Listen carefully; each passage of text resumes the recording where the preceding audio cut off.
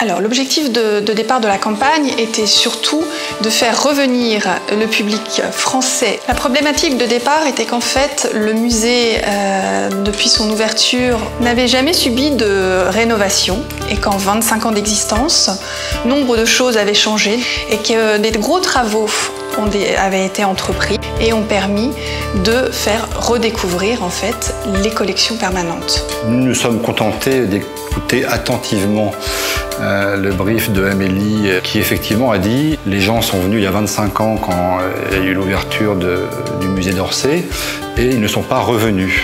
Donc faites une annonce pour qu'ils reviennent. Et donc on les a pris au mot et on a dit cette accroche, on a revu Orsay, tout est à revoir. Alors le plan média, ça a été d'abord de l'affichage dans le métro, un mois exactement avant l'ouverture.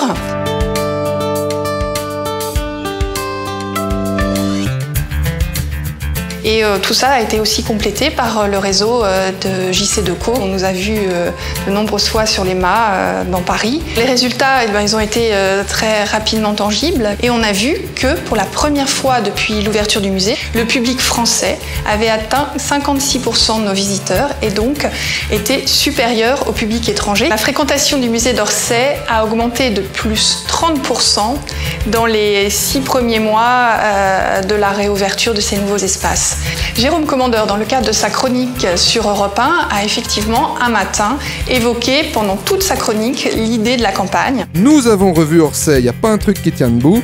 C'est tellement fort que ça m'a donné envie d'y aller ce week-end et finalement c'était peut-être ce qui était recherché, donc bravo au musée d'Orsay. Cette phrase « Nous avons revu Orsay, tout est à revoir » avait cette faculté aussi d'être un peu clin d'œil, un peu impertinente et je crois que c'est pour ça que ça a remporté l'adhésion de tout le monde.